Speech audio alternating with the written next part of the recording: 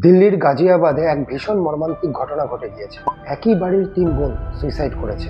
যে সমস্ত বাচ্চারা গেমের প্রতি অ্যাডিক্টেড তাদের বাবা মায়েরা অবশ্যই এই ভিডিওটা দেখবেন এবং শেষ পর্যন্ত দেখবেন। একই বাড়ির 3 বোন কোরিয়ান গেমের প্রতি অ্যাডিক্টেড, এমনকি সিনচ্যান, ডোরেমন এসব কার্টুন দেখতো। তাদের গেম কার্টুনের প্রতি এতটাই অ্যাডিকশন, এতটাই নেশা যে তারা পড়াশোনা প্রায় ভুলেই গিয়েছিল। স্কুলে যেত না, পড়তে বসতো না। বাবা মা যখন বুঝতে পারলো তাদের মেয়েরা এরকম বিগড়ে যাচ্ছে, পড়াশোনা করছে না, সারাদিন মোবাইল দেখছে, দিন রাত এক করে খাওয়া দাওয়া করছে না, তখন তাদের কাছ থেকে মোবাইল কেড়ে নিল। আর তখনই বিপত্তিটা ঘটলো। বাবা মা রাত্রে ঘুমিয়ে আছে, একটা সুইসাইড নোট লিখে তারা একে একে 9th ফ্লোর থেকে ঝাঁপ দিল এবং 3জনাই। তা এখানে দোষটা কার?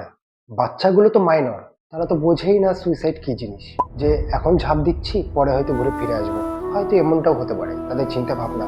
কিন্তু বাবা মাকে একটা নির্দিষ্ট লিমিট পর্যন্তই এগোতে হবে। হ্যাঁ, এখন মোবাইল ছাড়া চলা যায় না। স্কুলের প্রজেক্ট থেকে আরম্ভ করে পড়াশোনা, অনলাইন পড়াশোনা সমস্তটাই মোবাইলের মাধ্যমে হচ্ছে। তাই বলে এই নয় যে বাচ্চাদের হাতে দিনরাত এক করে মোবাইল ছেড়ে দিতে হবে। যতটুকু পড়াশোনা ততটুকুনি মোবাইল দিতে হবে। যে বাবা মায়েরা বাচ্চাদের হাতে মোবাইল ছেড়ে দিচ্ছে, সম্পূর্ণ স্বাধীন করে দিচ্ছে, সেই বাড়িতেই পড়াশোনা বাদ দিয়ে বিভিন্ন গেমিং, কার্টুন, রিলস এর মধ্যে ডুবে যাচ্ছে। বাবা মাকে আরো স্ট্রিক্ট হতে হবে, যে বাচ্চা খাচ্ছে না সামনে মোবাইল দিয়ে দিই, কার্টুন দেখতে দেখতে খায়, আমার বাচ্চা মোবাইলের সব বোঝে, এই ধরনের চিন্তা ভাবনা ত্যাগ করতে হবে। এতে বাচ্চার ক্ষতিই করে, কোনো উপকার করে না। বাচ্চা মোবাইলে সব বোঝে, এই যে প্রাউড ফিল করে বলে না বাবা মায়েরা, এটা ভুল ধারণা।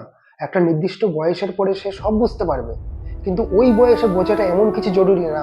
যে ইর রেজাল্ট বেরিয়েছে, টপাররা কিপ্যাড ফোন ব্যবহার করছে, তাদের কাছে কোনো স্মার্টফোন নেই, অথচ তারা জেই ক্লিয়ার করেছে, টপ র্যাঙ্ক করেছে, পড়াশোনা করেছে। তাই যে বাবা মায়েরা মনে করছে যে বাচ্চার হাতে সারাদিন মোবাইল ছেড়ে দিতে হবে, আমার বাচ্চা ভীষণ স্মার্ট, মোবাইলের সব বোঝে, সেই বাবা মায়ের মতন বোকা দ্বিতীয় কেউ নেই।